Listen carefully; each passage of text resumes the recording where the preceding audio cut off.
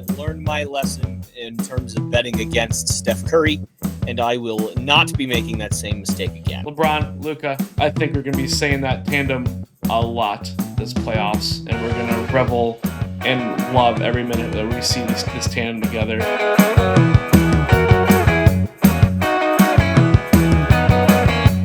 All right, welcome back to Left Turns, Right Hooks, episode number 15. Taking a little detour from the wrestling and WrestleMania picks that we've been doing the last few weeks and talking some NBA playoffs. We love playoff time. Both Tyler and I do. I got to welcome Tyler to the pod again.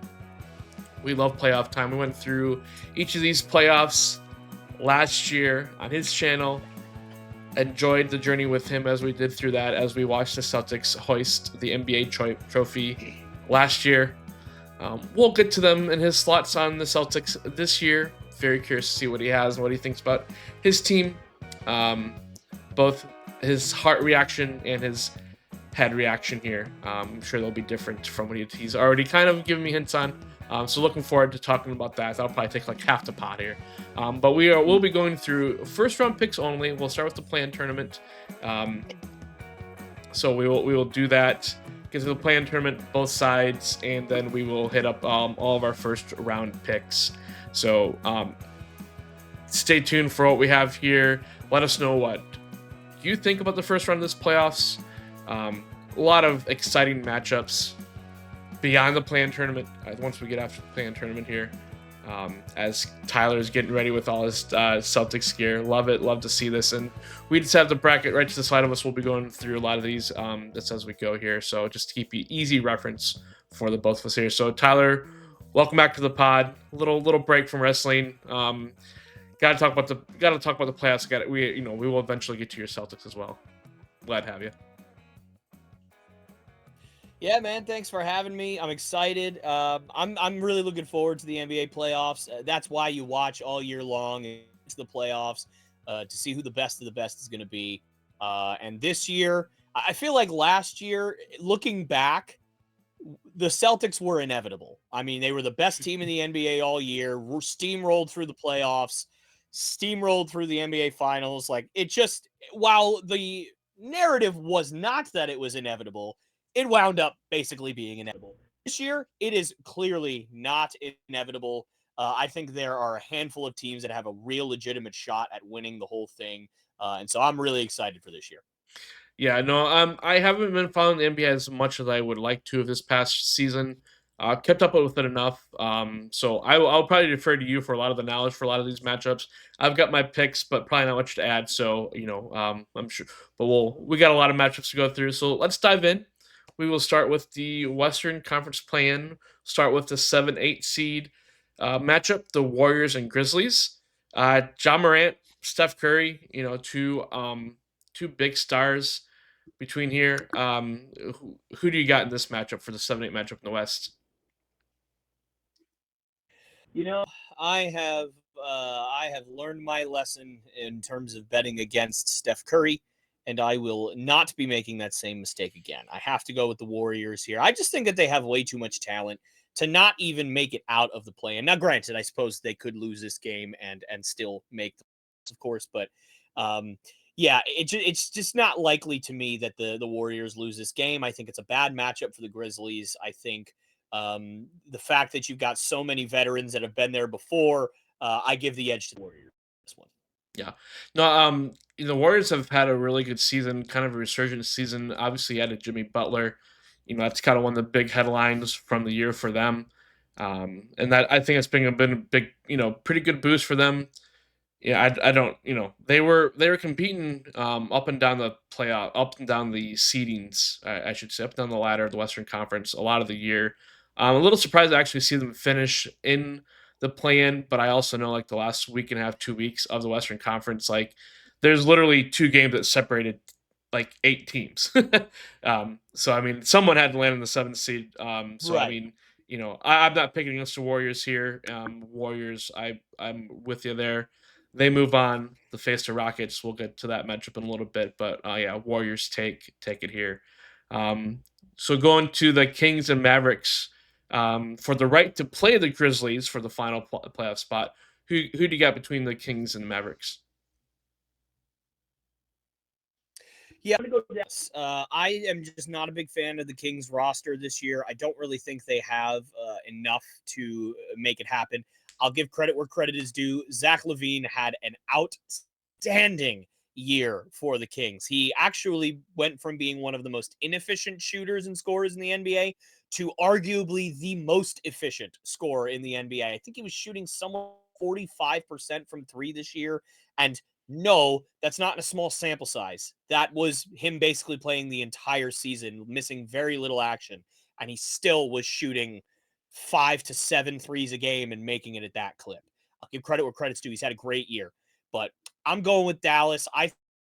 The Anthony Davis rage is going to be enough to propel them for one game against a opponent that again I don't think has an answer for them. In like Demonis Sabonis is not a great defensive center or anything like that. So I'm going Dallas to win this one game, but unfortunately, I mean I'm going to spoil my next thing, I'm sure, but they're not getting any farther than that. Gotcha, gotcha. Yeah, I'm picking Dallas too. More the Anthony Davis factor. I think he makes a difference. Mavericks are lucky to be here, honestly, after the mystical Anthony Davis Luka Doncic swap. That we won't go here. If you want someone's long reaction to that, you can actually go back to Tyler's channel, everybody, and he lets you know what he thinks about that trade. But yeah, no, that was a weird one. But yeah, he's the factor here. Honestly, I'm kind of torn between Mavericks and Grizzlies. I want to see, here's irony in the NBA for you if it were to go perfectly. For the Mavericks to get into the playoffs as the 8 seed and somehow end up facing the Lakers in the playoffs. That would, to me, that would just be irony. Good grief. And yeah, and unfortunately that would have to be like the Mavericks going on a second wild playoff run like they did last year, and because that would have to be a Western Conference playoff matchup if I'm doing the bracket correctly in my head here. Because yeah, if they're the 8 seed, they have to play the Thunder. They'd have to beat the Thunder, then they have to beat whoever won between the Nuggets and Clippers to I think even have a chance at playing the Lakers. So it'd have to be a Western Conference final matchup for that to happen. Right. Eh, we we weren't really expecting that had happened last year with them, but it was a little more understandable why it happened last year. I don't see that happening this year, especially having to go through 2 playing games just to get to the Thunder in the first round. So in an ideal world, that'd be fun just to see those headlines, but I don't see that happening. But I'll take the Mavericks for the 8 seed here, though, just because Anthony Davis. Okay, Mavericks for the 8 seed. Fair enough. Yeah. Excuse me. I'm going Memphis. I don't think I don't it's as good of a matchup for Dallas as it is against the Kings. I think the Kings will have basically nobody to stop Anthony Davis. Meanwhile, the Grizzlies have a guy who won Defensive Player of the Year a couple of years ago in Jaren Jackson Jr., as well as Zach Edey, who can roam the paint and kind of help stop Anthony Davis. And quite frankly, I don't think Anthony Davis has enough shooters around him, nor enough gusto as a pure passer to get out of a situation like that enough to help. Again, if he was surrounded by a bunch of shooters, then that would be one thing because that would just mean that they'd have to hit their open threes and they'd keep themselves in the game and maybe able to pull it out. But they just don't. They just don't have a whole lot of great shooters or great offensive threats outside of Anthony Davis right now. And so a team like the Grizzlies that has a good amount of offensive firepower at their guard and their forward spots and a couple of big guys in the paint that's going to help stop Anthony Davis from kind of going crazy. I'm going to give the edge to Memphis. Gotcha. Yeah, I actually forgot about Edie being there in Memphis. I enjoyed watching him in the NCAA tournament in 2024. So, I forgot he was in Memphis. So yeah, that could pose a big problem for Dallas. So we'll mark that one as already wrong for me. I'll switch over to the Eastern Conference No, for that. no. Hey, So Anthony Davis's rage may be enough, brother. We have no idea. He could just "Ah!" and just go who knows? I have no, Zach Edey and Triple J by themselves are not enough to stop him, but I'm hoping that together they can slow him down enough. And I don't think anybody else is going to really step up, especially when your second best player is probably also a center in Derek Lively. So like that's just kind of rough to to kind of have him Yeah. have that Twin matchup Towers if you're wannabes. Dallas. Twin Tower wannabes. Yes, I agree. And if they still had Kyrie, then obviously this would be a different story. But they do not. So Yeah. All right. Let's move over to the Eastern Conference play-in. My first question, actually, here before we pick these teams, is um, between the Bulls, Heat, Magic, and Hawks, who do you not want to see Boston playing against? that's a great question. So luckily, I already don't have to worry about facing the Bulls or the Heat because the winner of the 7-8 game immediately is the one who plays Boston. So I only have to worry about playing the Magic and the Hawks. That's true. But That's right. I got my matchups I flipped there. Yeah. never Yeah. No, that's fair. Because sometimes, dude, I don't even know what's going on with the NBA play-in in the tournament. Sometimes I'm pretty sure I had to ask you a couple days ago, how does the bracket go again? But Yeah. I don't Yeah. know, right? So, okay, so I think I just have too much pain in my heart to ever want to face the Miami Heat in a playoff series ever again. Now I understand Jimmy Butler's not there anymore, and this Heat team just is upsetting. Like it's just upsetting right now. However, they did also play Boston like a week and a half ago or 2 weeks ago and kicked the crap out of them. So like the Heat just for some reason have these games where no matter what the Celtics do, they just can't beat them. And so I never want to face Miami in a playoff series. So long as Bam Adebayo and Tyler Hero and all those guys are still there, I don't care that Jimmy Butler's gone. That's I don't like, want them anywhere near me. And luckily, they will not be. yep, yep. It feels like deja vu from last year. I'm pretty sure you uttered those exact words last year. Yes, and then we played them in the first round and I wanted to die. But then we beat them to death and then I was happy, so it was fine. There you go. But yeah, But like you said, this year you don't have to worry about them. at least not until the Eastern Conference Finals if they get there. And if they do get there, then I will be crapping my pants because I'm going to be like, oh, God, they beat Cleveland. Oh, God. Oh, God, they beat Milwaukee or Indiana. No, boy. Like, that means they're actually good. And now we're going to die. Like, that's not great. All right. So who's your pick here between the Magic and the Hawks? Yeah, this was the hardest pick of the day.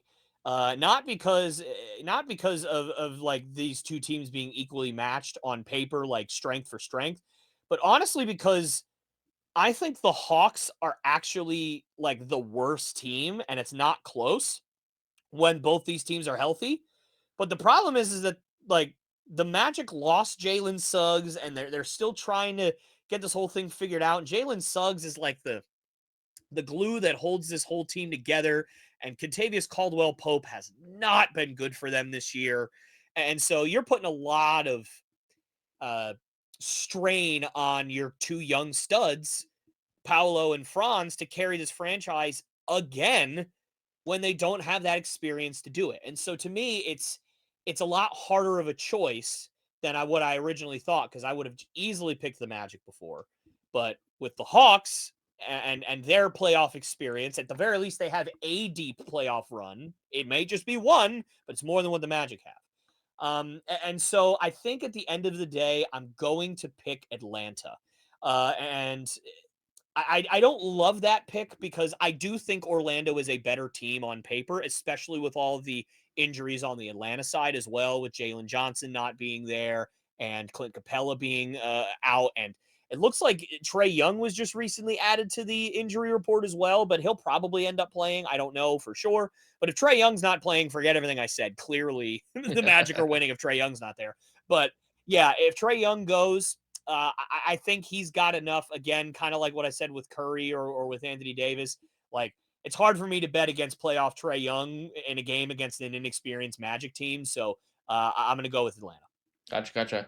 Yeah, I'm gonna take the opposite take just because it's Paulo there. And Trey doesn't play defense, so Sure. I think the Magic get that there. And like you were kind of saying, where's the front court depth there for Atlanta right now? So yeah, I'll take the opposite side here. Go with the Magic. And we'll get to the Celtics matchup in a little bit here. Um, but so do you see whatever team loses moving on to the 8th seed, or do you think the Bulls or Heat can get to the 8th seed? I have no idea. I think it really just depends on how the injury bug shapes out and who ends up winning between the Bulls and the Heat. I could very easily see. I think least so the Bulls pulling it out of the three teams that I would pick, obviously, to lose. Obviously, I would say the Magic would be that third team there in my kind of booking of things. I would venture to say I think the Heat will beat the Bulls. And if that's the case, then you have Magic and Miami. And good Lord, is that a toss up? Like, I mean, you're talking about the better team on paper by far versus absolute and utter playoff grit and determination. And they just never stay die when it comes to playoff basketball. Like, anything can happen. Right? It's just, you never know. So I have no idea, man. I could see any of the three teams making it, to be honest. Well, I'll put it this way then. Who has the best chance of knocking off Cleveland? Even though I doubt either any of the three teams can do it, Oh but man, who has the best chance of knocking off Cleveland is out of those four teams, Orlando, because they have the most total team defense that can stop everybody at all levels. Now, without Mo Wagner, that's a little bit more difficult if you are Orlando to kind of stop those Twin Towers. But you've got Paolo, you've got Franz, you've got Jonathan Isaac. Obviously, again, without Jalen Suggs, that is a little bit more difficult. But Cole Anthony's a little bit more improved when it comes to defense. Anthony Black is a really good defender at the guard position. You've got a lot of depth defensively that I think could give Cleveland fits. And plus, again, we also saw last year basically what would wind up being the same team just without Jalen Suggs go up against what would basically be this same Cleveland team with just swapping out DeAndre Hunter and Isaac Okoro, basically, and they gave them fits. It was a 7-game series. So I think Orlando has the most tools to beat Cleveland in a 7-game series. But truth be told, none of these teams are beating Cleveland 4 times out of 7. But the team that I find would have the biggest chance would be Orlando. gotcha, gotcha. Yeah, and if I have the Magic moving on And to face Boston, who knows? I'm probably just as much of a loss as you are with that. Like, who's the teams there. I feel like both Magic and Heat are gonna probably move on to the 7 and 8 seed. It's just a matter of who faces who. Okay. When it comes for me when it comes down to it. So I'll slot in the Hawks at number 8 there and Magic at number 7. I don't. Nothing inspires me with Chicago or Miami, honestly. But like you said, Miami always has that playoff grit somehow. But to me, minus Jimmy Butler to kind of get them over the hump, that I don't know if I believe in them as much. I don't have it in front of me, but it's almost kind of like the Heat are in there by default because who do we left? Who do we have left in the Eastern Conference that didn't make it? Philly was an implosion all year. There's probably the best team that probably should have, but that had the talent to make the plan this year. But Philly was an implosion. Charlotte is Charlotte. The Wizards are the Wizards, and Toronto, I guess. Yeah, I guess that's the last one there. So it's like the Heat are almost there by default. Yeah, It's I think like, on paper hey, we'll show Toronto's up. not a bad team, but yeah, pretty much. We'll just be here. It's We'll, fine. we'll, we'll just be here. We'll take the spot. Sure. I mean, we've been in this playing thing for the last 5 years. Last 4 years. Might as well make it 5 years or whatever. I don't know. Well, I know they haven't always been in the play-in, but it's like, Yeah, you know, ever since right. the oh, what's the term? What's the term that everybody calls it? But the bubble playoffs. I feel like the Heat have always just been there some way, one way or another. Oh yeah, exactly. All right, They've let's always find a way. yes, always find a way. That sounds like Jurassic Park. Um, eh, all right, let's move on to these matches. Let's just take from top to bottom here. Cleveland versus Orlando or Atlanta. I think is kind of where we're both leading here. Cleveland versus one of them. You kind of already said it, but anything else you want to add to Cleveland and their first round matchup? I mean, do they is it a sweep to someone? Is it a gentleman's sweep? What do you think here? It really depends on who they play. I think it's a horrible matchup. If it's the Hawks, I think the Hawks would get slaughtered. If it's Atlanta, Trey Young would die trying to guard Donovan Mitchell and Darius Garland for a whole series. I mean, he wouldn't be able to do it. Dyson Daniels would probably be a nice weapon for them, but he can only stop one of them, or not even stop, but he could only Slow be down. on one of them. So I think that would be probably a sweep or maximum 5 game series.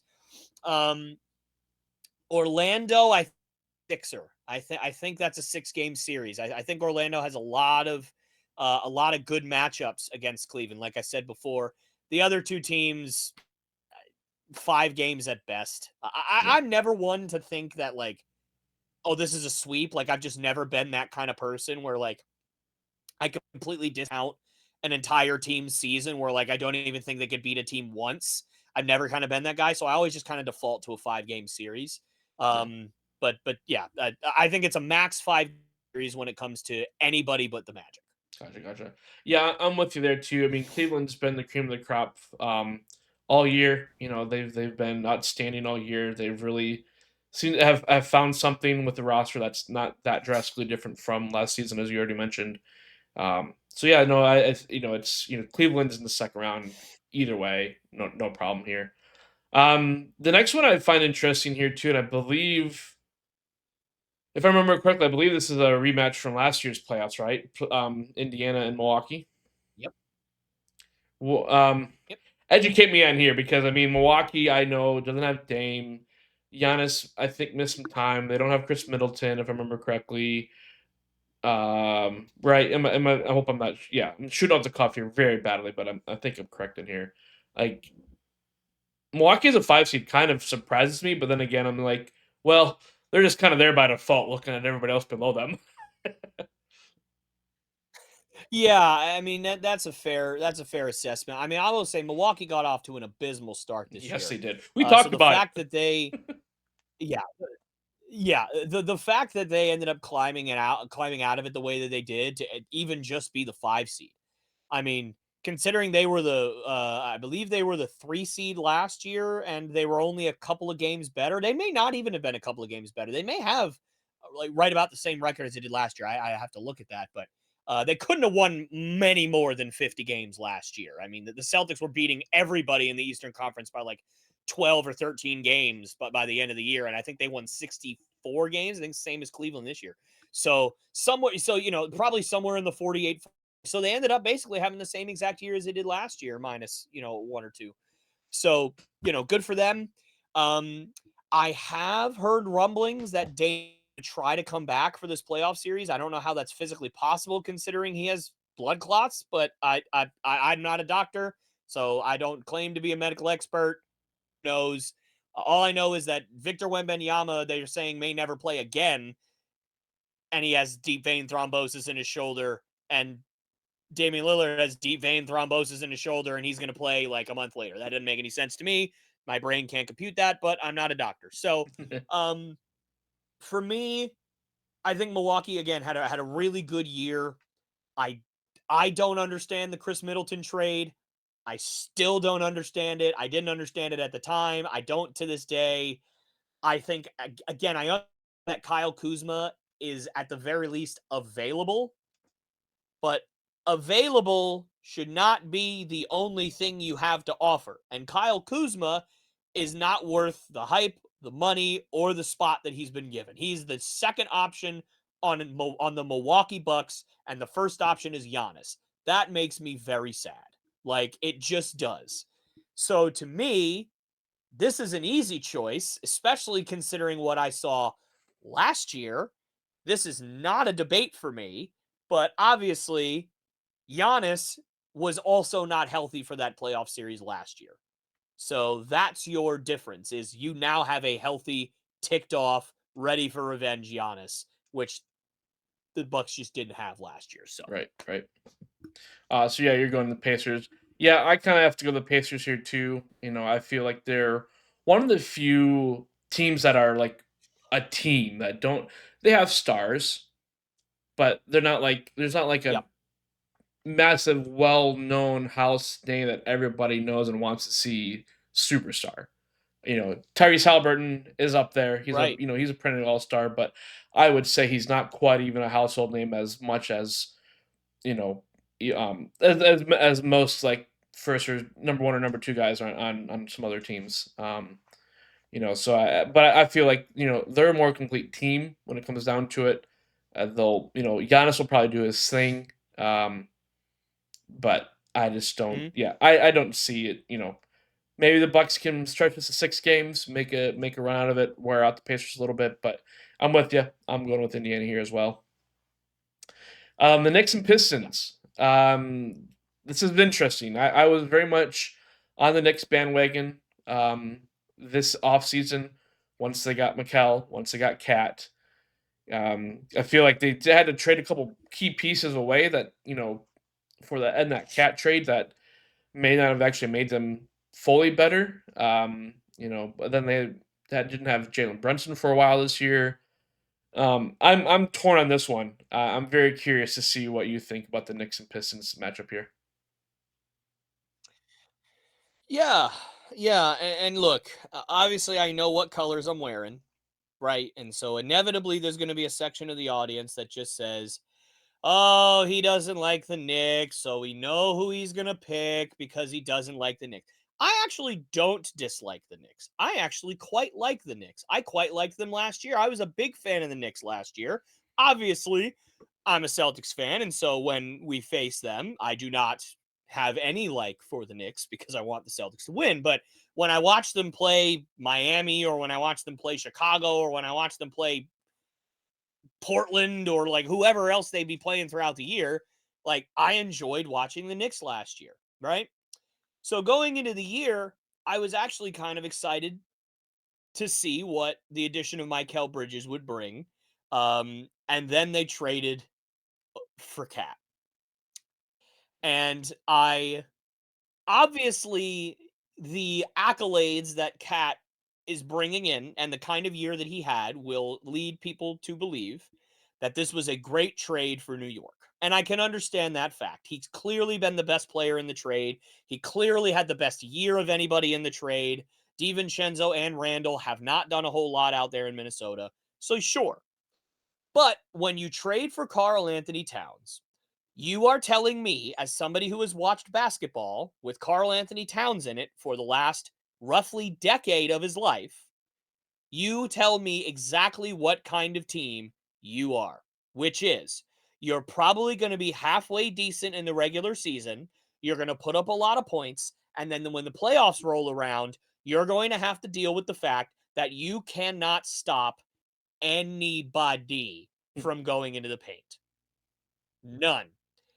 Did you know that Kevin Durant averaged more blocks per game this year than Carl Anthony Towns? Okay? That's Kevin Durant. Now, listen, Kevin Durant, I'm pretty sure, led the league in blocks one year when he was in Golden State, but he ain't doing that right now. Kevin Durant is averaging less than 1 block per game. Carl Anthony Towns is averaging less than that. This is not an interior defender. And the reason the Knicks were so successful last year in the playoffs was for 3 reasons. Number one, Jalen Brunson put that team on his back offensively and carried them, and other guys like Josh Hart stepped their game up, DiVincenzo stepped their game up. Number two, offensive rebounding. They were murdering every single team on the offensive glass all year long. And number three, interior. I just said two when I said three. Three, interior defense. You are not getting nearly as many offensive rebounds as you did last year, and you are not stopping anybody inside without Isaiah Hartenstein. That was your success formula for success last year, and you completely let it go. So, to me, this is not a hard choice. Detroit is winning this series because their game is drive and kick, drive and kick. And when you can't stop anyone inside, you're screwed when you got to go up against Cade Cunningham and Jaden Ivey. And you got Malik Beasley, who's going to be spotting up from the 3-point line and hitting 5 threes a game on you if you let him and if you leave him open. The guy made almost 300 3-pointers this year off the Wow. bench. Like, Wow. this is a guy who is, I think, leading the league in 3-pointers, and he came off the bench. So to me, this is a terrible matchup for New York. Karl Anthony Towns is going to get exposed on the inside, and I just don't see how the Knicks have enough firepower to keep up with the Pistons. I got the Pistons in 6. Pistons in 6. Yeah, I mean, I was leaning again, jumped on that Knicks bandwagon this year. I my fandom varies. Kind of ever since Duncan retired and Kawhi left San Antonio, my fandom has always varied. A little bit of Charlotte, a little bit of Atlanta, just because they're local. Keeping tabs on the Spurs. So like the Knicks fandom is interesting for me. It's kind of random, especially for being a Bulls fan, Jordan fan, growing up. Yeah. Obviously, it's like you hated the Knicks if you were a Jordan and Bulls fan. You hated the Bulls if you were a Knicks fan, kind of thing. But the Knicks, yeah, it's like feel like it's nice to see them kind of get out of the misery a little bit the last few years. Um, but yeah, no, it's the potential there, and I mean, I'm honestly excited to see Cade and Jalen Brunson share the court for a few games for this series. I think that's going to be, I don't know how much they'll actually defend each other, but I feel like that could, the chance of that, and I think it'll be a lot of fun between those two. But yeah, I'm leading Pistons. I'd probably say 7. I think Knicks will fight, but yeah, Minnesota should have been in the NBA Finals last year, and they couldn't pull it off against Luca and the Mavericks there. And I feel like the Knicks, yeah, I've been kind of with you too. Like the Knicks kind of downgraded. They took away those really really good role players, those tough guys interior, and went for a guy that looks like he should be a good interior defensive player and isn't, and just likes to go out there and spot up for three. A guard that lives in a center's body or a tall power forward's body, however you want to put it. Yep, pretty So much. Pistons there. All right, we're down to your team, the Celtics, and I'm gonna, I feel we're both gonna pick the Celtics here.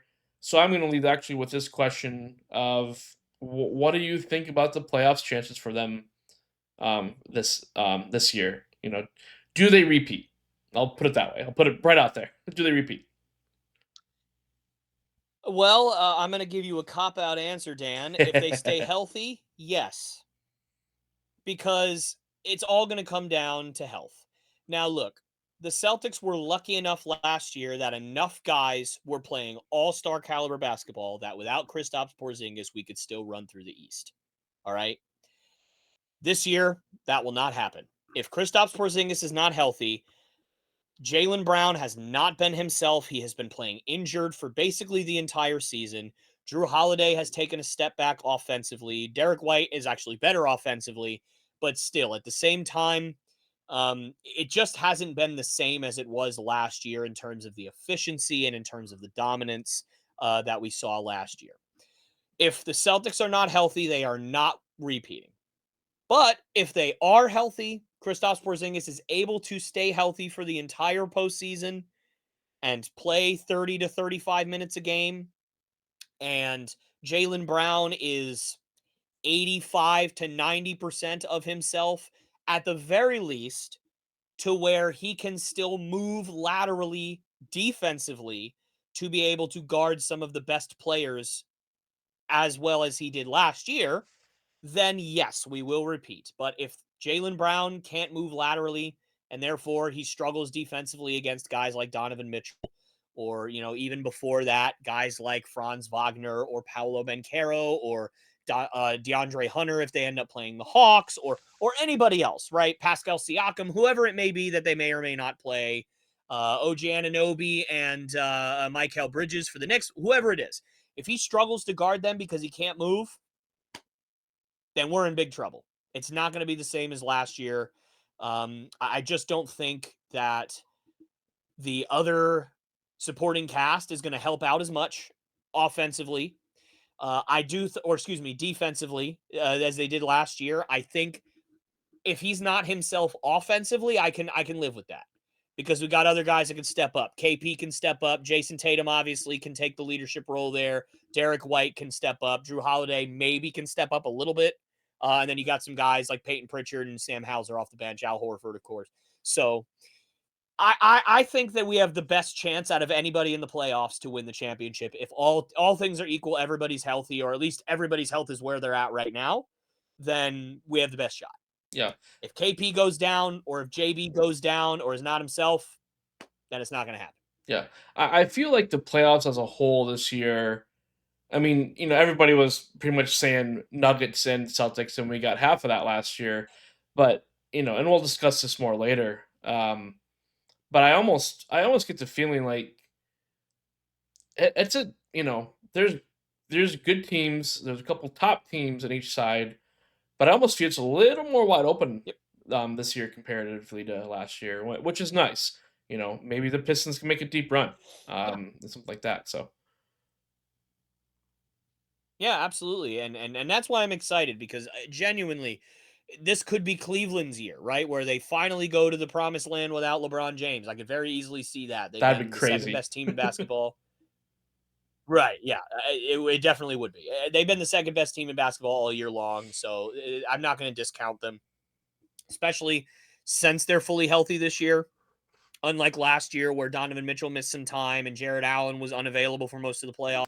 Not happening this year. Didn't have Andre Hunter last year, who's a really good defensive wing who can score a little bit and shoot a little bit, right? Um, I like Isaac Okoro quite a bit, but he just wasn't a scorer. And so basically guys would just leave him alone outside the 3-point line and dare him to shoot. You can't do that with DeAndre Hunter. He's gonna make you pay when you do that. Obviously the Thunder have been the best team in basketball all year, but people are discounting them because they're young and they're inexperienced. And I'm not gonna lie, I can't stand watching them play sometimes because I feel like all I hear is ref whistles all day long because they just get fouled all the time. Well, guess what? In playoff basketball, you can't count on those whistles being there like they were in the regular season. So who knows how much more physical guys can be against a guy like Shea? And does that bug him? Does that mess with him?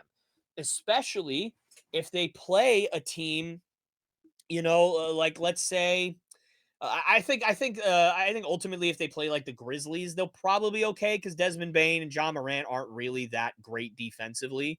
But if they end up facing a team like the Timberwolves or like the Nuggets down the road, or like the Clippers, or definitely like Houston, who has a ton of guard depth defensively, and obviously you've got Amen Thompson, who will make Shea's life a living hell for a 7-game series. Like you just never know. And then obviously against the Celtics, if they were to play the Celtics in the finals, Drew Holiday, Derek White, good luck.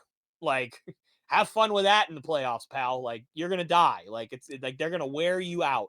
Oh, and by the way, when one of those two guys are probably Jaylen Brown's gonna guard you, who locked down Luka in the finals last year. Like legitimately was a seatbelt for Luka last year. Yep. Yep. So couldn't go anywhere or do much, right?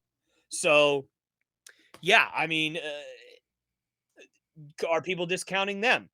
Do the Knicks have a big run in them if Karl Anthony Towns can step it up defensively? And you do have OG Ananobi and Michael Bridges, who are great defensive wings. So they match up really well against on paper. They don't match up well against the Celtics, but they thought they did on paper against a team like the Celtics or against the Cavs or against the Thunder. You have those wings defensively that can help you. The Lakers have two of the best players in the world. You can never discount them because they have LeBron James and Luka. They always have a chance. The Nuggets have freaking Nikola Jokic. They have the best player on the planet. You can never discount them, right? So there's all these teams that you never know what's going to happen. And by the way, the Pacers were like a total of like 10 good plays away from being in the NBA Finals last year. I know we don't talk about it, but I'm a Celtics We fan. should. I watched every minute of every one of those games, and every single minute, my bladder was inside of my ball sack. It was horrible. Just, it was the worst feeling in the world. I hated it because they just don't stop, man. And Jaylen Brown said it best. Sometimes they just all turn into Michael Jordan, where they all just never stop missing shots. They could go on a huge run and make the finals because they're just on a tear offensively and nobody can stop them. And by the way, they didn't have Benedict Mathurin last year either, and they have him this year. So that's just another weapon for this Pacers team, right? So again, my point is, and by the way, we haven't even talked about Giannis in Milwaukee, right? So there's all these different ways that you could play it out. And for me, this year is going to be so freaking exciting. But again, if these guys are healthy, there's not a team in the NBA that's going to beat them 4 times out of 7. I'm sorry. Yeah. I know that Cleveland thinks that actually that's not true. The Thunder can definitely beat the Celtics in a 7-game series. But with the up physicality and their lack of experience versus a veteran Celtics team that's been there before and won a championship, I don't see it. But if they play, and I'm going to say this right now, so I want you to hear me, Dan. If the Thunder play the Celtics in the finals and lose to the Celtics in the finals, they will make the finals and they will win it next year. Because now they'll know what to do. So that's the way I look at it. I think the only team that can beat the Celtics in a 7-game series is the Thunder, and that's in the finals. And quite frankly, as a Celtics fan, if we make it to the NBA Finals and lose a 6 or 7-game series to the best team in the NBA and the guy who's probably going to win MVP, would I be upset? A little, but I wouldn't be like, no, like I was in 2022 when you were like clearly the better team and you should have won. Honestly, we're playing with house money. We're not the better team. Fair enough. You guys won. Good for you. Like, that's kind of the way I would look at it. So, Yeah. Write it down. You heard it here first. Your 2026 champions are your Oklahoma City Thunder. no, hey, I gave a bunch of stipulations before we got there. If they You don't make the did. finals this year, they're not the 2026 NBA champions. You If did. they You don't play the did. Celtics, they're not the 2020. Like, there's a lot of contingencies. And by the way, before anyone says anything in the comment section, yes, I'm looking right into you, camera. I'm not blinking. Yes, that does mean I don't think Cleveland is good enough to beat the Celtics in a 7-game series. You heard me. Healthy Celtics team. Just had to make that clear. Yes. No, thank you. But yeah, right. Obviously, if Jaylen Brown and Kristaps Porzingis are not themselves, then that's a different story. But fully healthy, no. Yeah, I mean, I tend to agree with you there too. They're the team to beat, and you know until you beat them, they're the defending champions. Let's move over to the Western Conference before Yep. we close out. We were just talking about the Thunder, and I don't know. I could see like if somehow the Warriors lost their playing game in and actually made the 8th seed, I could see maybe the Warriors giving that team a run for their money. But make that a 6, maybe 7-game series. But I honestly don't see the Thunder losing this first round. I have a feeling you probably don't either. No, of course not. Now, look, here's the thing. If I'm the Thunder, you know what I'm terrified of? I'm terrified of the prospect of facing Steph Curry, Draymond Green, and Jimmy Butler in the first round.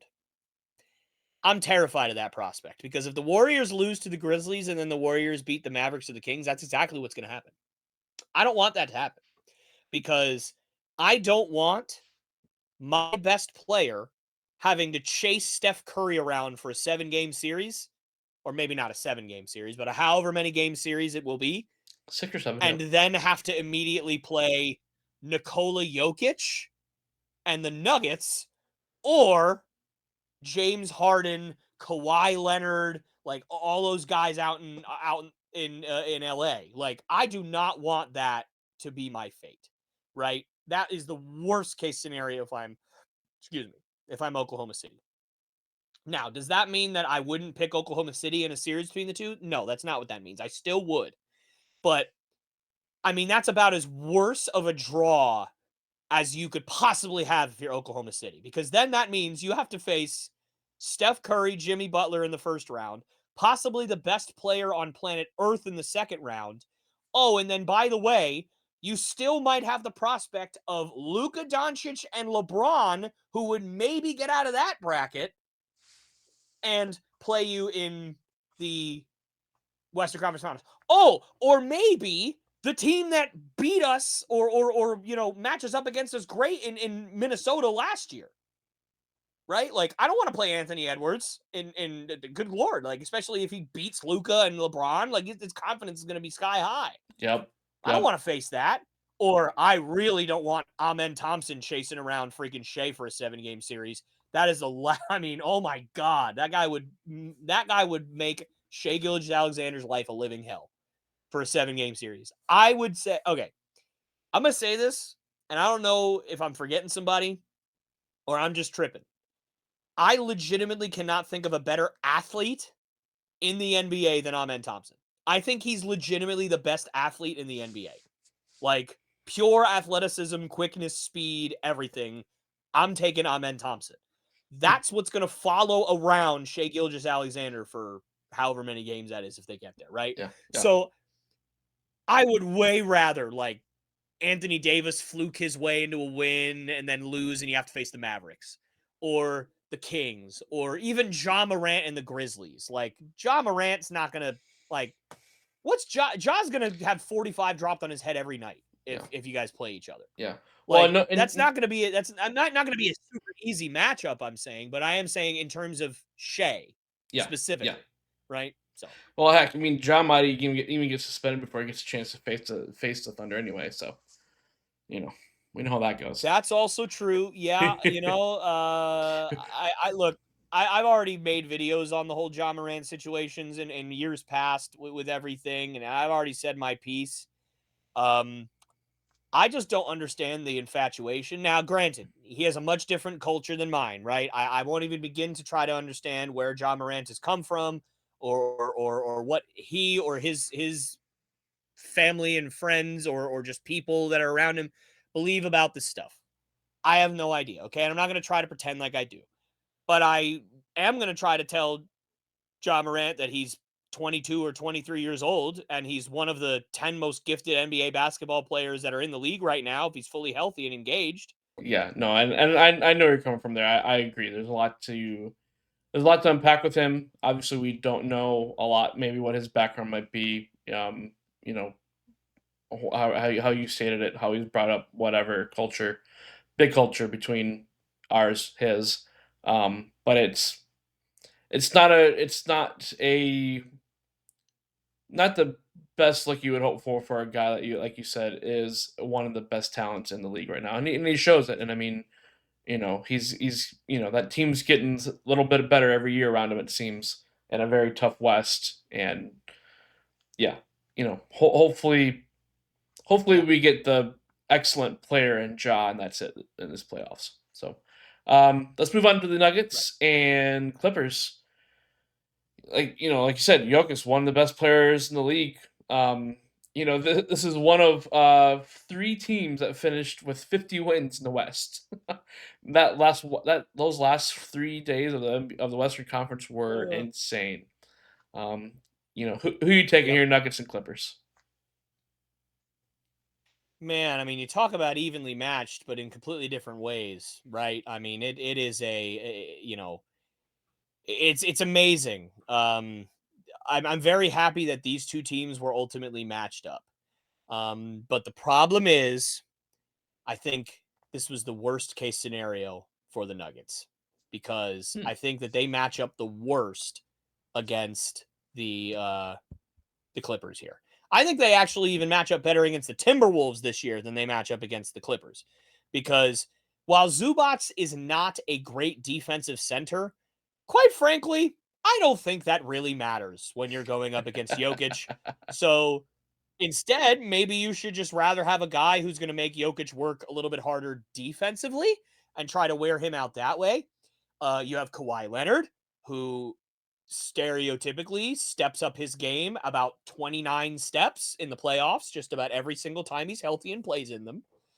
You have James Harden, who has not necessarily returned to Houston James Harden numbers, but I would say he returned to Brooklyn James Harden numbers, where he's putting up about 25, 8, and 6, right? So obviously he is great. Norman Powell just keeps getting better every year. Their depth is something scary. And you know what the Nuggets don't have? Depth. Depth at all. None. They've got no depth. Julian Strawther and Christian Brown are not going to be, they should not be the only depth you have. Sorry. Like, that's just the way I'm looking at it. So, I'm picking the Clippers here. I think that Wow. it's just a bad matchup for the Nuggets. Now, look, I can't discount the fact that Nikola Jokic might just average a 50-point triple double and will this team to it. I know that that's a possibility, but the likelihood of that happening versus the likelihood of the Clippers putting it together a little bit against a very not deep Nuggets team and using all that depth and all that scoring and defensive potential that the Clippers have, enough to win a 7-game series against a very not deep Nuggets team, I'm taking the chances on the second part. I just don't foresee Nikola Jokic going, all right, let's do it, and then just dropping 50-point triple doubles 6 games in a row. Yeah. I Yeah, just don't see that's it, what we'll but have you to never do. know. Yeah. No, I agree with you. I think that's what we'll have to do in that one. I I didn't realize Clippers were that deep, so now I'm kind of like questioning my pick here.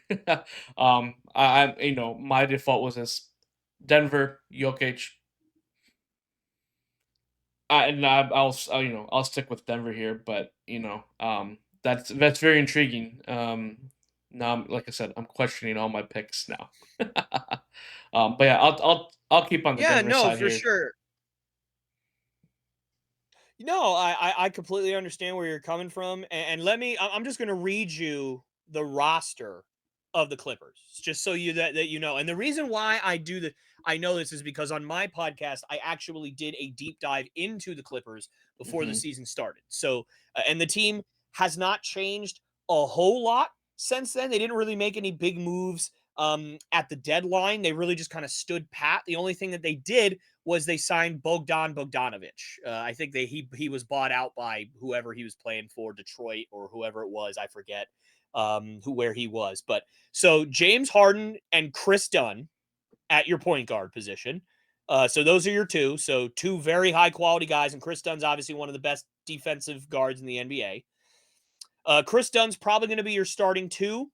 If not, then you got Bogdanovich, who at one point in his career was dropping 20 points a night, and Norman Powell is your backup two as well. He's probably going to be your starting three, though. You got Amir Coffey, who's a good 3-point shooter coming off the bench at your three. Kawhi Leonard starting at your four. And then you got Derek Jones Jr. and Nicholas Batum as your backup fours. Obviously, two high quality NBA players there. And then your centers are Ivica Zubats, Ben Simmons, and Drew Eubanks. So obviously, at the center spot, it's not great. But I don't Oh, think it so really matters because you're hold up, facing Jokic. So, hold up here. That's where Ben Simmons is. He's in LA for the Clippers. That Ben Simmons. yep, yep. He's listed as a 5. All right. Well, he is known for his Well, defense, I guess. yeah, he's also listed. He's also listed as a one. Um, Yeah. Well, I mean, but he's this always year been he's that type of player averaged where 5, 5, and 5. he's always been that player that has always been known for his defense and never lived up to his offensive potential. So, you know, we'll just leave it at that. Yeah, Um, no, did how did yeah, and I I have think to he's rewind here? averaging I have to rewind on something though. okay, You mentioned Nicholas Batum. How would you categorize correct. Nicholas Batum? Because I'm a scarred Charlotte fan. He is a he is a good at this point he is a good at least defensive bench piece to a team. Obviously, he's not going to give you anything crazy. He only averaged 4 and 3 this year, 4 points, 3 rebounds. It's not like I'm he's, surprised he got 4. it's not like he's Scarred you said you're surprised he Charlotte's averaged 4 Hornets I mean, hey, fan. fair enough, I guess. Massive No, contract, I never lived up to the understand hype. that you will hate Nick Batum until you die, and I understand that.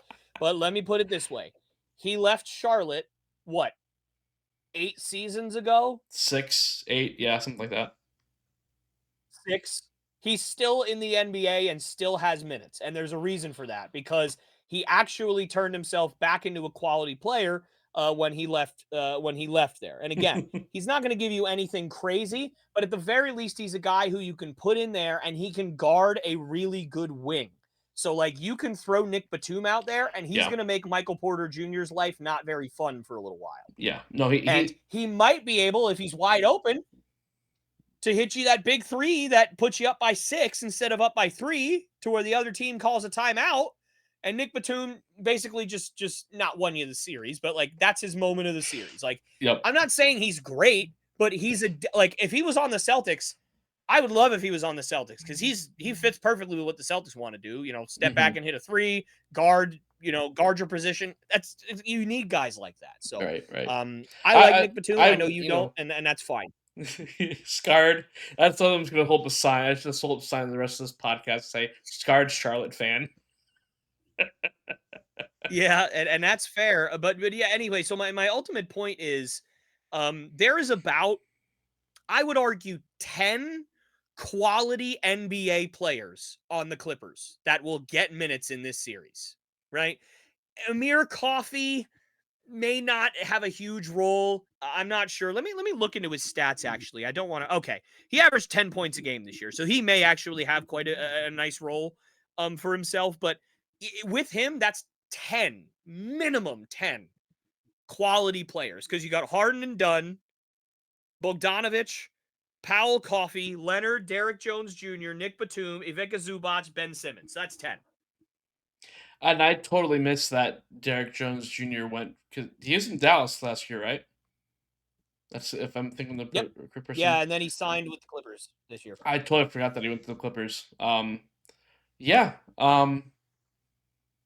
The Clippers are a very interesting team now that you put that, and then like you're kind of saying with OKC, it's Yeah. like the road is not going to be easy for OKC after the play-in, and I mean if they have No, it is not. and if they have to start with the Warriors, man, yeah, that's gonna be very interesting.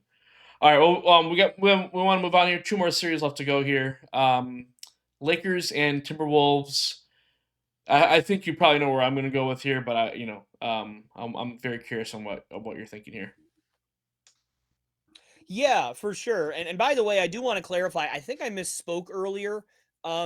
Sometimes I get Bogdan Bogdanovich and Bojan Bogdanovich confused. Very similar I'm names, said yes. I was thinking about the Pistons. I said Bojan. I was thinking Bojan Bogdanovich when I said that he left the left the Pistons in the net. Sorry, I'm talking about Bogdan Bogdanovich plays for the Clippers. So he was last in Atlanta, Gotcha. that guy who's shooting 45% from 3, and he's now on the Clippers as well. So there's that. I did want to clarify that. I sometimes get the two mixed up in my head, so I do apologize. Bogdan is the one that plays for the Clippers, not Bojan. Sorry about that. Yeah. Anyway, okay. Poor Atlanta. So my thoughts on the Lakers and the Timberwolves.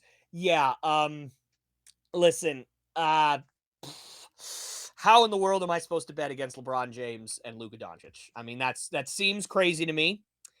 I don't really know how anybody can. I understand Anthony Edwards is a dog, but I think if you're the Lakers, you're pretty happy with this matchup because Luka Doncic terrorizes Anthony Edwards. He just does. And also, if you are the Lakers and your starting center is Jackson Hayes, and you have to sit there and think, oh my God, who are we going to have to look at this Western Conference Zubats and Chet Holmgren and Jokic and Alperen Sengun and Triple J. Oh my God, look at all these centers and Sabonis and Anthony Davis. Who the hell are we going to have to face? Rudy Gobert. Okay, I'm willing to take that because it's not like Rudy Gobert is an offensive threat. So if I'm the Lakers, thank you, Lord. Like that, you have to face like, what is Rudy Gobert going to up his points per game to 7? Oh no! Like like Maybe this. maybe Well, 10. what are we Maybe gonna 10. do? Like, maybe 10. Whoa, like it's woo. But yeah, if I'm the Lakers, this is as good of a matchup as I'm going to get in terms of just what it does for my team. Obviously, Luca coming in and wanting to showcase. Yeah, it wasn't the Dallas matchup; it was me that killed the Timberwolves last year. And then obviously, I mean, do you want to tell me who's going to stop LeBron James on the Timberwolves? Because Jaden McDaniels is probably going to be stuck on Luca. And if not, then he's going to get stuck on LeBron. And Jaden McDaniels is 180 pounds. LeBron is just going to put his shoulder into him and run him over for however many games this series goes. I keep saying 7 games because they're all 7 game series, but however many games this series goes, he's just going to run him over. Good luck, Jaden. I don't care how good of a defender you are and how good of footwork you have. You're just tiny. Like, I'm sorry, you're just tiny. That's why Luca destroyed you last year. Because Luca just used his size and just threw Jaden McDaniels around to the point where they had to put Anthony Edwards on Luca for the last 3 or 4 games of the series. So your best offensive player was also your best defensive player and having to guard Luca all the time. Like, wore him Yep. out. No wonder why he couldn't figure it out the last few games. So, Yep. yeah, Yep. Lakers all the way. This is a terrible matchup for the Timberwolves, as bad as it gets for them. I am going Lakers. Yeah, if I was the Timberwolves, man, I would have tried to lose those last couple games to fall into the play-in. Because yeah, that's just But maybe, yeah, I mm. agree. I might agree with you, to be honest. Yeah, LeBron, Luca. I think we're gonna be saying that tandem a lot this playoffs, and we're gonna revel and love every minute that we see this tandem together. It's gonna be weird seeing it for the Lakers after we just saw Luca in Dallas last year. I'm still not used to him in purple and gold, but man, it's Yeah. we all know what LeBron can do come playoffs time. We already know what kind of a player Luca is. Yeah, it's yeah. I don't want to spoil something I'm going to say in a few minutes, but man, Luca LeBron. That's all I'm going to say. You Yep. know, Fair enough. and I feel bad for Ant. I really do. He's another young, great, exciting player, and he had to be. I don't know, like him and Cat. I think formed a good tandem in Minnesota, but it's like man, they did Ant dirty by trading away Cat. That it's because the guys that they got back, Yeah. help in some aspects, but can't do. I yeah, I'd be surprised if there's anybody that even I'm assuming Anthony probably put up like 24, 28 points a game on average this year. I'd be shocked if there's more than one other player that put up an average of at least 20 points in that team the rest of this year. I mean, 49 wins says somebody probably did, but I can't. I'm pretty. I bet that's not a great big household name like a lot of these teams have as their second player. Julius Randle. Yeah, and Julius Randle isn't your second leading scorer on a team. He could At be. least not on a championship level one. Yeah. Yeah, champ. Yeah. That's a better way to put it. All right, final team to talk about, Houston. I think let's see. I'm trying to remember off the top of their head now. Who'd you have? You had the Warriors winning, Yep. and then yeah. So Rockets Warriors. Man, that'll be fun. If that's the case, that's gonna be loads of fun. Yep. Yep. Dan, I'm gonna bust your bracket. The Warriors are winning that series if that's the way it goes. Listen, the Rockets are fun. They're young, but they are inexperienced. And unfortunately, I don't care how good of an athlete Amen Thompson is or any of those other young guards that the Rockets have. I will hate to watch those guys wear out chasing the greatest playoff shooter of all time around all series long. It's one thing to have to guard Shea or De'Aaron Fox or Luka even, or Anthony Edwards, or any of these guys, ask anybody in the NBA, chasing around Steph Curry for a game is hell on earth because he just It's like he's in a video game. 50'3". Yeah, he never stops moving, screen after screen after screen after screen, and it's ridiculous. And as good of an athlete as Amen Thompson is, he has never had to deal with that. And then your other guard options, Dylan Brooks, good defender in his own right, never had to do that in a playoff series that I can recall. I don't recall the Memphis Grizzlies having to ever play the Warriors in a playoff series. Maybe I'm wrong. Maybe they did once, but I don't remember. I remember him dying at the hands of LeBron a couple times, but other than that, I don't remember much. And then Fred VanVleet. You think Fred VanVleet's going to chase around Steph Curry for 7 games? No, he will not. And if he does, he will not do a good job. And it's not Fred VanVleet's fault. It's just the way it is. So, again, it's another one of these things where the playoffs is so beautiful because 90% of the time, it's all about matchups. And we saw it last year. The Dallas Mavericks were not the best team in the West.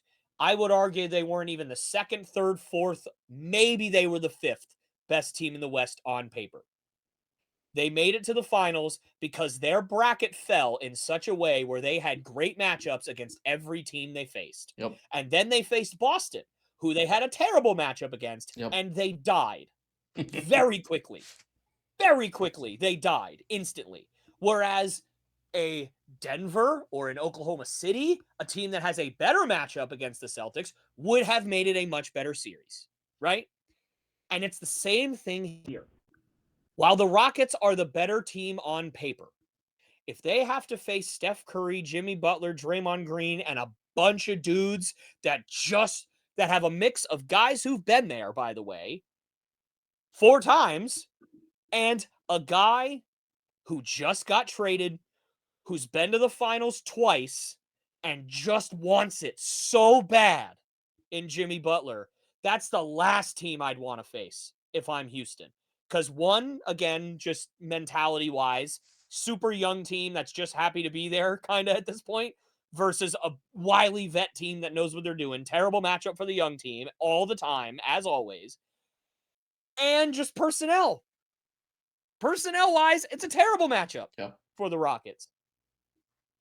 So to me, if it's Houston and it's Golden State, I'm picking Golden State. That's yeah. I mean, you can't bet against Steph. They brought Jimmy Butler in for a reason. I'm very very up to honestly to begin with you. I think when we talked a couple weeks ago, and I hadn't looked in the standings for probably a week or two, I was shocked when you uttered the words, "The Houston Rockets were the number 2 team in the Western Conference." Like, how the heck? Yeah. If the Lakers had Luka all year, that's it. They're far and above the number 2 seed, no problem. And again with the Clippers, and again the top 4, 2 through 5 are all within 2 games of each other. 2 through 6 are all within 3 games of each other. So it's almost kind of like the Rockets just hung on for dear life to get the number 2 seed. I feel Golden State's probably the only team that could probably topple them. I think out of the play-in. But at the same time, it's it's a great story. But to me they're kind of like the Thunder of last year without Shea. Young, inexperienced, hungry, happy to be there. How did they get here? But it's not quite their time yet.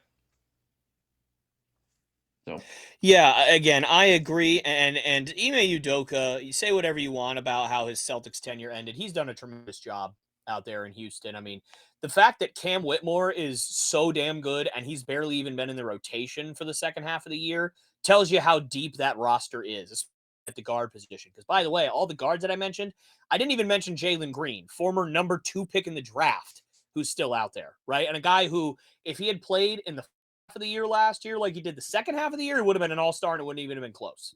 He was averaging almost 30 points a game for the second half of the year last year. I don't know his stats this year, to be fair.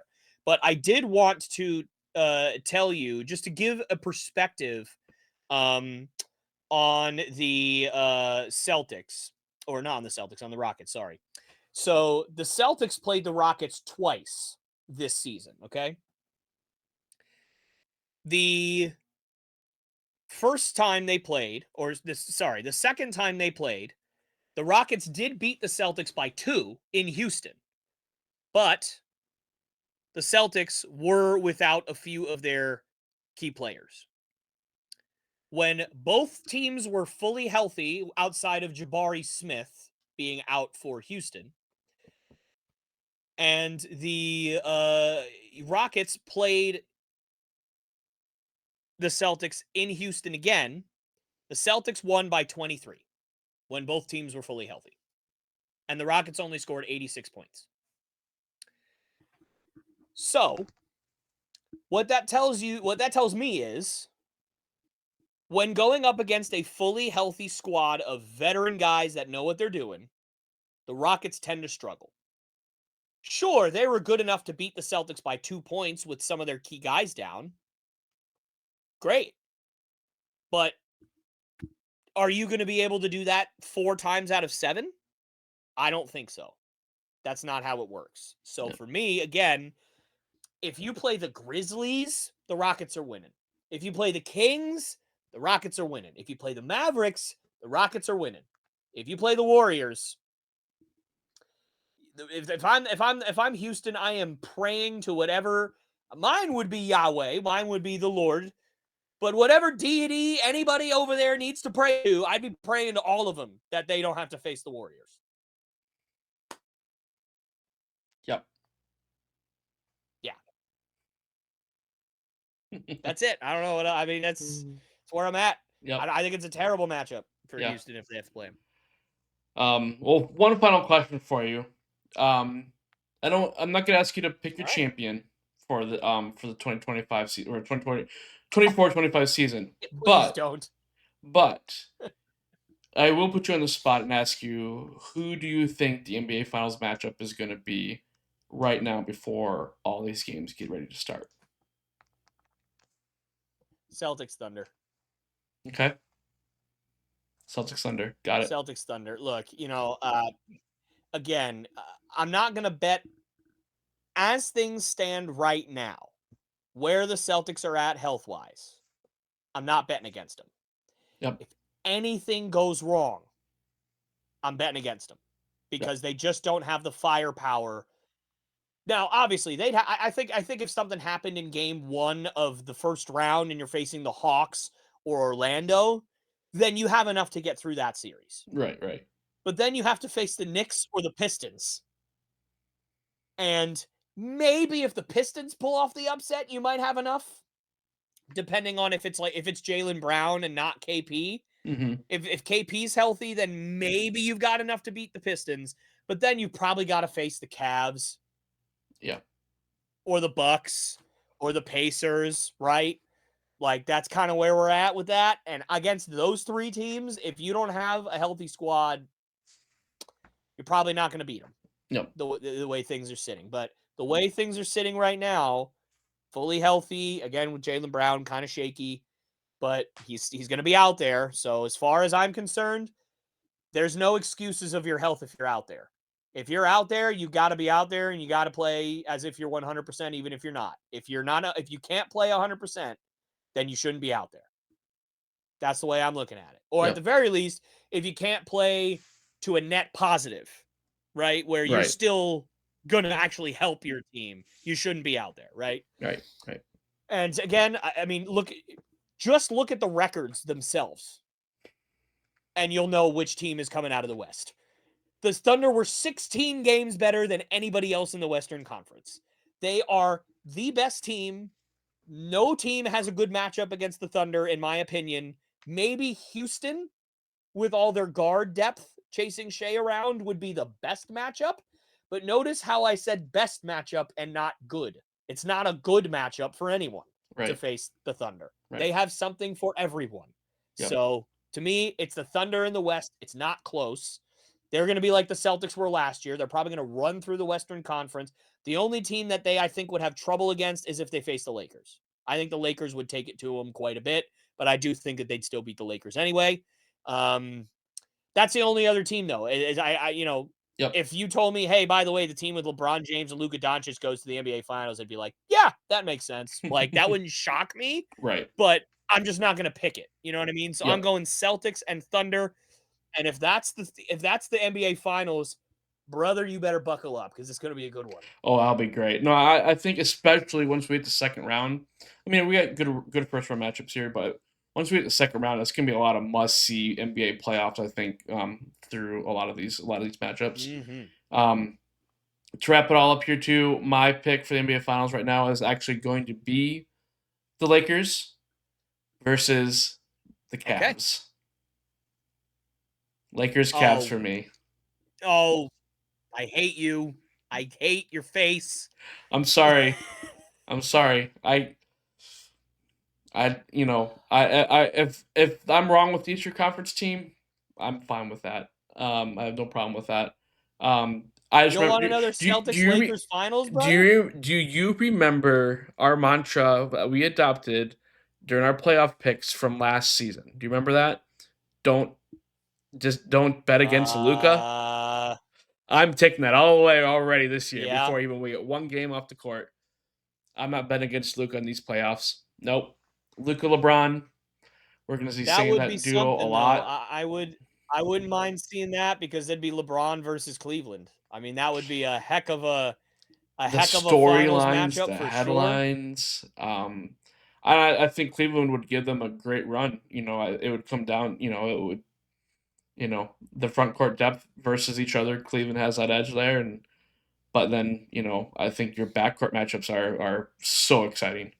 Um, Lakers Celtics. I mean, that's right there. That's second pick for me. Honestly, it's 1A 1B. Honestly, um, I really don't see Sure. anybody else coming out of the East unless the Pistons just get, you know, unless the Pistons are last year's Mavericks. They might, in a way, I feel like, this is going to be, I think, Cade Cunningham's coming out party for the rest of the world, where I think those who have followed the NBA more closely have been waiting for this from Cade. But I feel like this will be kind of the Sure. playoffs will be his coming out party this year. You know. But yeah, I think they have probably the best chance of being like last year's Mavericks. But yeah, I really don't see Cleveland it not being Cleveland or Boston. I mean, yeah, Boston, LA for the 30th time in NBA history, something like that.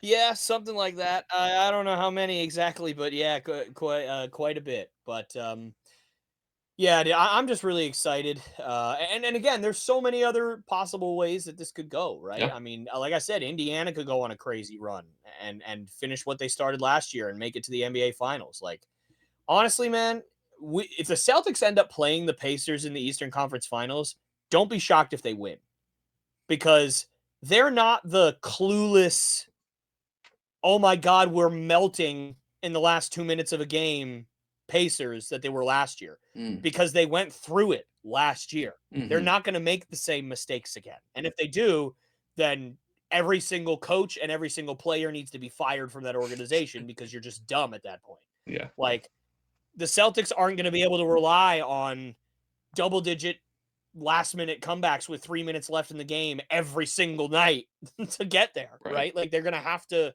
outplay them thoroughly. Yep.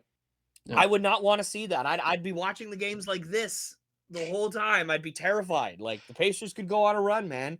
I can Yeah. never discount Giannis. He's an absolute animal. I mean, there's very few guys in the NBA that if the Celtics play them, that the Celtics don't have the best player on the court. And Giannis is one of those players where I would argue, as great as Jason Tatum is, in a vacuum, Giannis is a better player. I don't think he's ranked ahead of Jason Tatum right now, nor should he be. But I think that in a vacuum of total package, you're probably going to say Giannis is just a hair better. Just a hair. And Yeah. that's coming from a Celtics fan, guys. So you can't call me super biased because most Celtics Yeah. are going to be like, oh, Jason Tatum way better than Giannis. Not me. So, I can't discount a team that has the best player in the series at just about all times. Look at up and down the Eastern Conference. Who is a better player in the Eastern Conference than Giannis? Go ahead. Can you think of one? Nah, Jason no. Tatum's the only Yeah, one that's Tatum's even close. closest. Yeah. Yep. So at the very least, maybe you put Jason Tatum ahead of Giannis. Okay, fine. They have the second best player in the Eastern Conference. I can't discount that off right. I just can't. And if Damian Lillard does come back, then it's a whole new ballgame because Right. now you might have the second and the third best player in the Eastern Conference in Damian Lillard. So, that's the, maybe that's a bit crazy because Donovan Mitchell's really good and Jalen Brunson's really good. Maybe that's a bit crazy to rank Damian Lillard ahead of him. But anyway, you see my point is that you can't just discount a lot of these teams. This could go in any Right. different way. By the way, maybe Karl Anthony Towns just goes absolutely nuclear in the playoffs, completely rewrites his playoffs choker narrative, and starts dropping 35 points a night. I don't know. That could happen. It That could could happen. happen. It could I happen. will say I have watched enough of Karl Anthony Towns basketball to know that the likelihood of that is almost zero, but it's not completely zero. Yeah. So you never know, right? So I'm super excited for these playoffs, man. And I can't wait to just sit down. And by the way, my recording and stuff for my John Cena booking is done. I just have to edit it. So I can promise you that while I'm editing this stuff, I will be pounding NBA basketball as much as I can. This is gonna be great. Well, I'm looking forward to it, man. All right, well, we should wrap things up for the day. I really, really appreciate you dropping a ton of basketball knowledge as usual. You soak it up from all angles, and I always appreciate that. So thanks for making your picks along with mine. Yeah. I'm very curious. We're splitting a decent amount. I think we're splitting a little more this year than we were last year. We were pretty chalk a lot. But yeah, no, it's as you've said a few different times, it's a playoff where there seems to be more opportunity for about anything to happen. The right bracket, getting the right matchups. You never know what a team like Indiana, LA Clippers, Rockets, Warriors. I mean, I honestly wouldn't be surprised to see the Warriors. If the Warriors were in the Western Conference Finals, I wouldn't be shocked at all. If they were in the NBA Finals, I mean, it's Steph Curry. It's like I said, Steph Curry and Jimmy Butler. I wouldn't be shocked. yeah, they traded for him for a reason. They keep reloading this team instead Yep. of trying to rebuild it. Eventually it's going to catch up to them. They bought a couple more years. Yeah, I wouldn't be surprised. Warriors Western Conference Finals, a lot of different possibilities all around. The Thunder seem to be the Celtics of this year as more of a sure pick than almost anybody. But that's gonna be a tough road for them, no matter where they go. There were 2 wins from joining the 70 win club for a team. For teams, that's only been twice Right. in NBA history. So I that's where I was kind of going from that. It's like they blitzed the season so well. Yeah. It's like if anybody's not necessarily easy path, it's gonna be tough for them no matter who they face. Warriors or Grizzlies, then they got the Yeah. Nuggets or Clippers next, and then after that, the Rockets or Lakers or Warriors, potentially. And it's going to be tough. It's going to be 6-7 games probably every single step of the way. Um, but they've hopefully, if they've learned from last year and have game plan better from last year's playoffs, they could be in the Western Conference Finals, no problem. It's you know the best team is the best team for a reason. But it's also why we do the playoffs. So the Lakers are probably Yeah. 60 wins if Luka's there the whole year, which obviously nobody would have ever thought him being there to begin with. The Lakers are a playing team without him. Most likely again, but um, Probably. you know, um, Luka and LeBron. We're gonna say it a ton this year. So I'm staying fast with that one, but Oh yeah. get used to it. Don't Yeah. don't count out Luca. Our mantra from last year. I'm translating that to this year from the get go.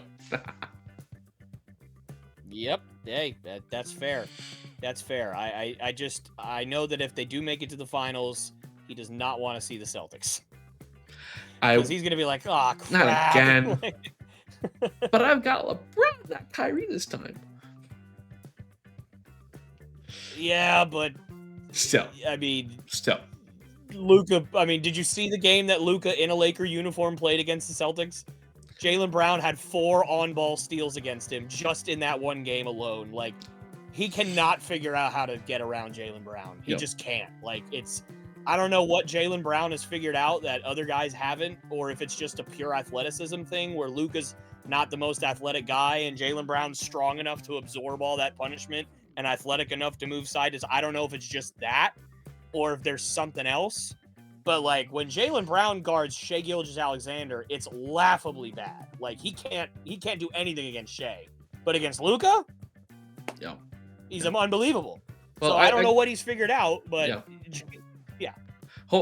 Maybe we'll get Lakers Celtics one more time for the umpteenth time in NBA history. But I mean, what a it'll be a great matchup either way, I think. So, Tyler, I really again appreciate you. But also, Cleveland would be awesome, like I said earlier, with the LeBron going back to the finals with his other team to face Cleveland. Like that'd be really cool too. Yep.